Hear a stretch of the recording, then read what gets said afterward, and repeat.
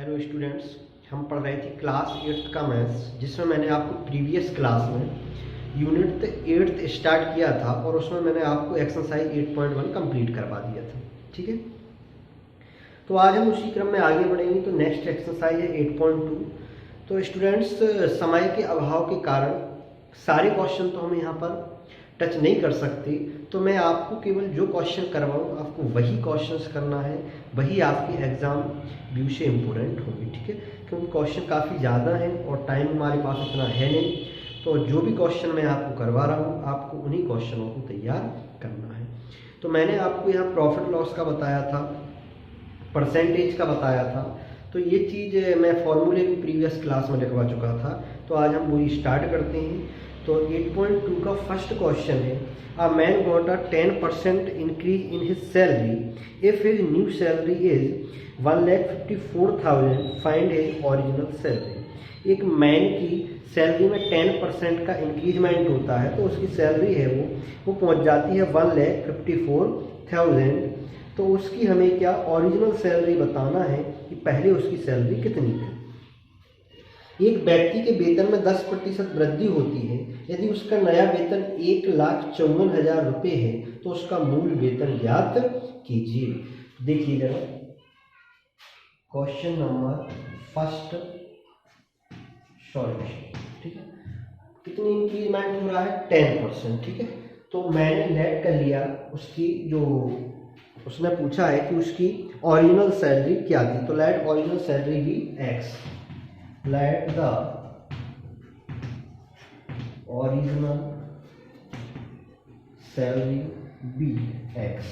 मैंने लेट कर लिया कि उसकी जो ओरिजिनल सैलरी थी वो क्या थी?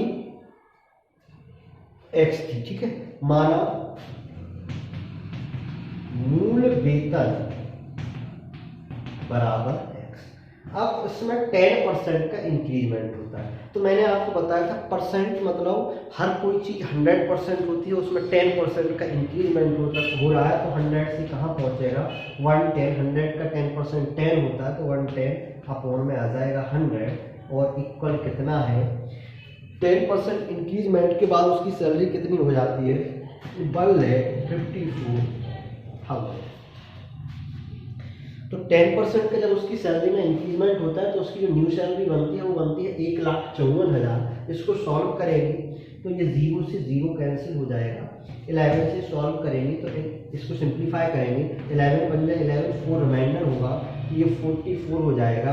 तो 11 4 जा 44 और ये 3 0। 11 से काट दिया, 11 एकम 11, 4 बचेंगे, 44 हो जाएगा। 11 की को 44 और 3 0। तो x equal 1/10, sorry x multiply 1/10 equal ये हो जाएगा 14,000। अब इसका क्या होगा? क्रॉस मल्टीप्लाई हो जाएगा, तो 14,000 इंटू 10, तो ये आ जाएगा x इक्वल 1,40,000। ये इसका क्या हो जाएगा? 3 0 थे, एक और बढ़ जाएगा, तो ये हो जाएगा 1,40,000। तो उसकी जो ओरिजिनल सैलरी थी, जो मूल वेतन था, वो कितना था? 1,40,000। तो ये चीज आपको समझ आई होगी। ठीक है, नेक्स्ट एक क्वेश्चन और देख लीजिएगा।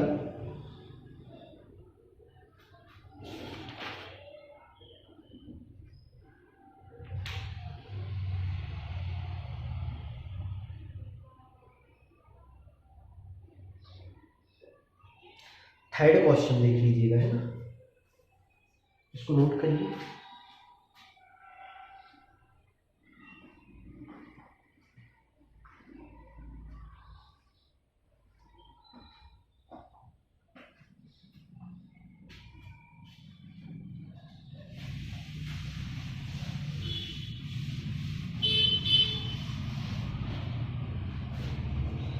क्वेश्चन नंबर सेकंड आप आराम से कर सकते हैं अगर चाहें तो। रविवार को 845 व्यक्ति चिड़ियाघर, सोमवार को केवल 169 व्यक्ति गए। चिड़ियाघर की सैर करने वाले व्यक्तियों की संख्या में सोमवार को कितने प्रतिशत कमी हुई? आप इसमें आराम से सेकंड देख लीजिए, पहले सेकंड भी कर सकते हैं। इसमें है रविवार को 845 व्यक्ति चिड़ियाघर गए, तो मंडे को कितने गए, सॉरी संडे रविवार को कितने थे 845 व्यक्ति।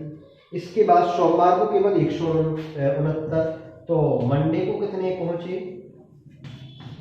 सोमवार इस दिन पहुंचे 169। ठीक है, तो चिड़ियाघर की सैर करने वाले व्यक्तियों की संख्या में सोमवार को कितने प्रतिशत कमी हुई है, हमें ये बताना है। ठीक है, देखो संडे को इतने लोग गए और मंडे को इतने लोग गए, तो कमी कितनी हुई, कमी, ठीक है, कितनी कमी हुई,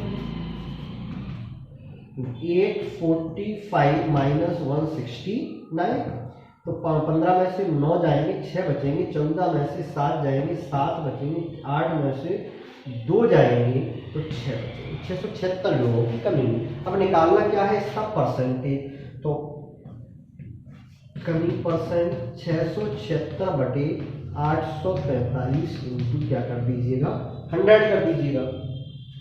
इसको सॉल्व करिए तो ये 5 से चला जाएगा, 5 × 5 3 होगा, तो 5 × 6 = 30 और 5 × 9 = 45। देखिए जरा 5 एकम 5, 3 बचा 34 हो गया, 5 छक्का 30, 5 9 45 और इसको काटा तो ये हो जाएगा 5 दूनी 10। अब देखिए इसको ये कितनी बार जा रहा है,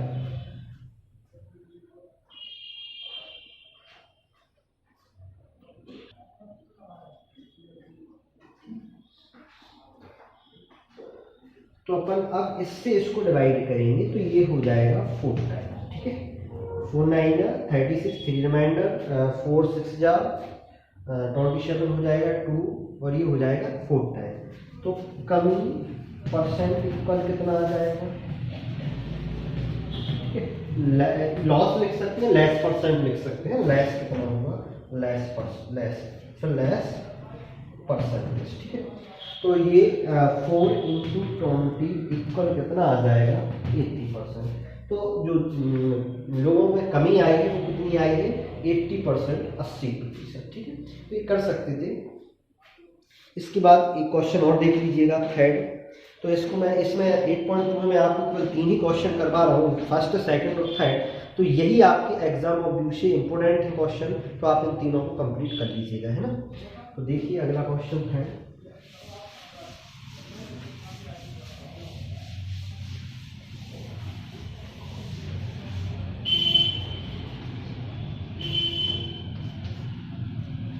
थर्ड क्वेश्चन में कहा गया है a shopkeeper buy 80 articles for 2400 and sells from a profit of 16%, find the selling price of one article।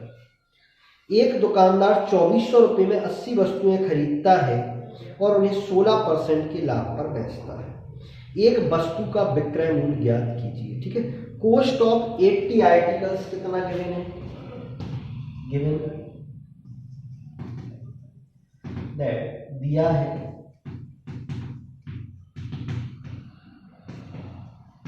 Cost of 80 article कितना दे रखा है 2400, दिया है 80 वस्तुओं का मूल्य, 80 वस्तुओं का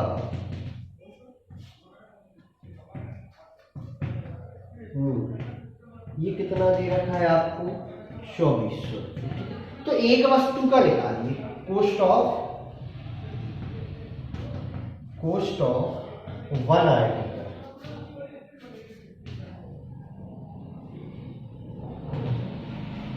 इक्वल हो जाएगा 2400/80।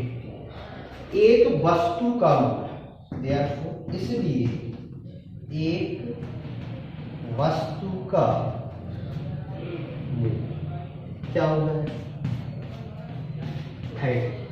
तो 1 का कॉस्ट कितना आ गया 30 रुपीज, कॉस्ट ऑफ 1 आर्टिकल कितना आ गया 30 रुपीज। अब इस पे वो क्या करता है, ये क्या आ गया कॉस्ट, ये क्या गया तो कॉस्ट प्राइस कितना आ गया आपका 30 रुपीज। अब वो कह रहा है इस पर कितना 16% का प्रॉफिट अर्न करता है, तो ये हो जाएगा 30 × 10, 30 का 10%, सॉरी 16% का, तो 30 का 16 अपॉन में 100, 0 ये आ जाएगा 4.8, ठीक है ना। तो आपको क्या करना है, सेलिंग प्राइस निकालना है 4.8, ये अपन ने निकाल दिया क्या, प्रॉफिट लाभ, ठीक है। अब हमें क्या निकालना है, सेलिंग प्राइस। तो सेलिंग प्राइस क्या हो जाएगा, कॉस्ट प्राइस प्लस प्रॉफिट, तो सेलिंग प्राइस हो जाएगा, कॉस्ट प्राइस कितना था उसका 30 प्लस 4.8, तो सेलिंग प्राइस कितना आ जाएगा 34.8। मतलब एक वस्तु अगर वो 34.8 रुपीज में बेचता है तो उसको 16% की अर्निंग हो जाती है।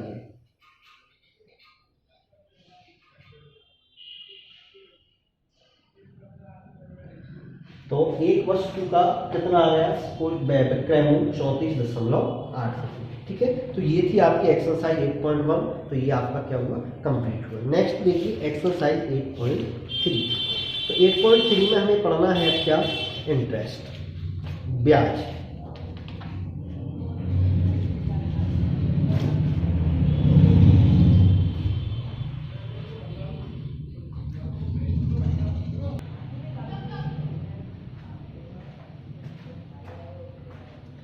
तो 8.3 में अब हमें पढ़ना है क्या, इंटरेस्ट। तो इसके कुछ फॉर्मूले देखिए, एक होता है सिंपल इंटरेस्ट जिसको SI बोलते हैं, P into R into T upon होता है 100, फॉर्मूला होता है P for principal, R for rate, T for time, time को T से भी शो किया जा सकता है और N से भी किया जा सकता है, SI फॉर सिंपल इंटरेस्ट, ठीक है। साधारण ब्याज बराबर होता है मूलधन गुणा दर गुणा समय बटे 100। हिंदी इसका होता है साधारण ब्याज बराबर मूलधन गुणा दर गुणा समय बटे 100।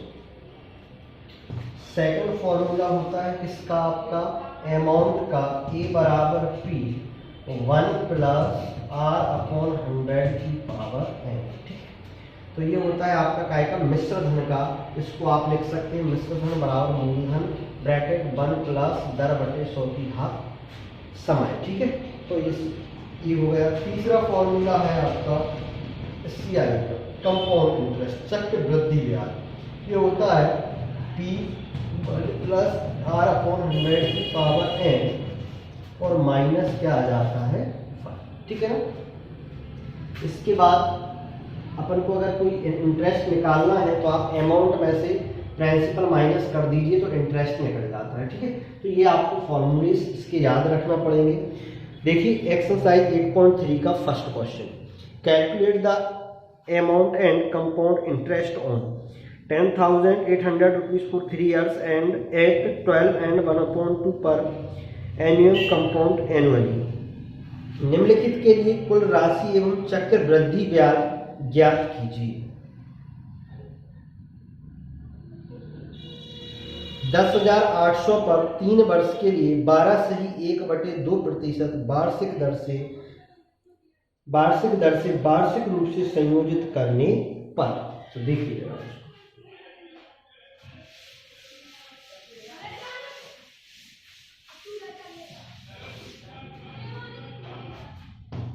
फर्स्ट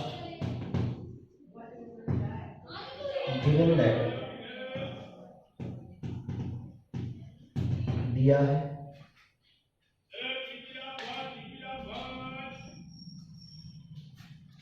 प्रिंसिपल है इसमें 10,800, ठीक है, ये प्रिंसिपल हो गया। टाइम है 3 years, ठीक है, वर्ष। इसके बाद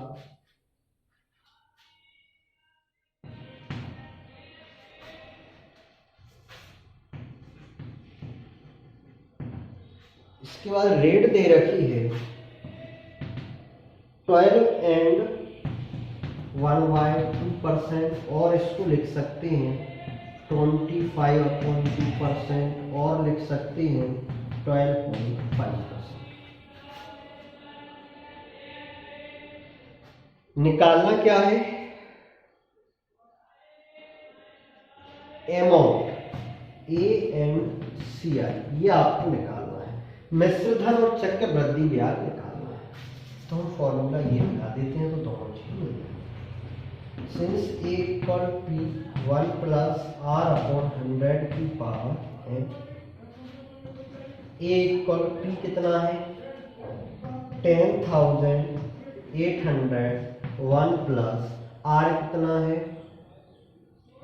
आर ही लगा दीजिए 12.5 अपॉन 100 की पावर 3।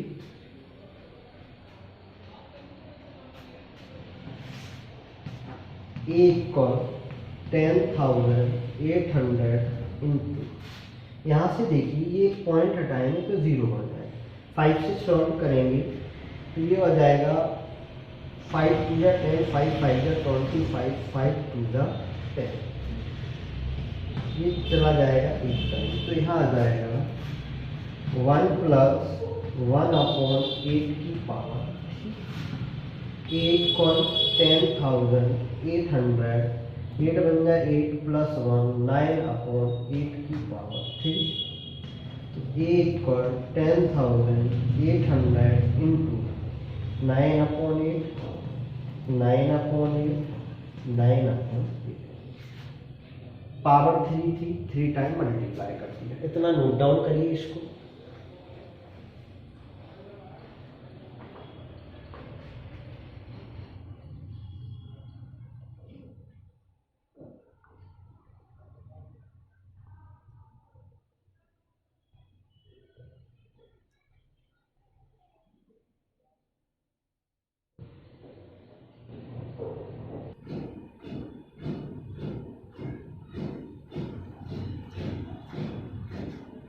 तो ये देखिए अपना यहाँ क्या आ रहा था, इसको एक बार और देख लीजिएगा। यहाँ तक आपने नोट डाउन कर लिया था, यहाँ पर क्या किया ऊपर देख लेते हैं। तो ए इक्वल आ रहा था कितना 10,800 इंटू 9 अपॉन 8, 9 अपॉन 8, 9 अपॉन 8। तो इसको हम क्या करेंगे, सिंप्लीफाई करेंगे, 8 से इसको कैंसिल करेंगे, 8 बन जाए 8, 2 रिमाइंडर 28 हो जाएगा, 8 3 जा 24, 4 रिमाइंडर 40 हो जाएगा, 8 5 जा, ठीक है। 8 से इसको काट दिया। अब इसको किससे काट देंगे हम, 2 से, 2 4 जा 8, 2 6 जा 12, ये आ जाएगा 2 6 जा 12, 2 7 जा 14, 2 5 जा 15। तो अब ये कैंसिल होगा नहीं, तो अब क्या करेंगे, ए इक्वल 675 इंटू 3 टाइम 9 हो जाएगा, और अपॉन में क्या बचा 8 4 जा 30, इनका मल्टीप्लाई करेंगे तो ये आएगा 32 से इसको डिवाइड करेंगे तो ए की वैल्यू ये आ जाएगी 15,377.34। सी आई निकालना है, तो सी आई का फॉर्मूला होता है ए माइनस पी, तो ये अमाउंट में से हमने प्रिंसिपल माइनस कर दिया, तो ये क्या निकल गया सी आई। नोट डाउन करिए इसको।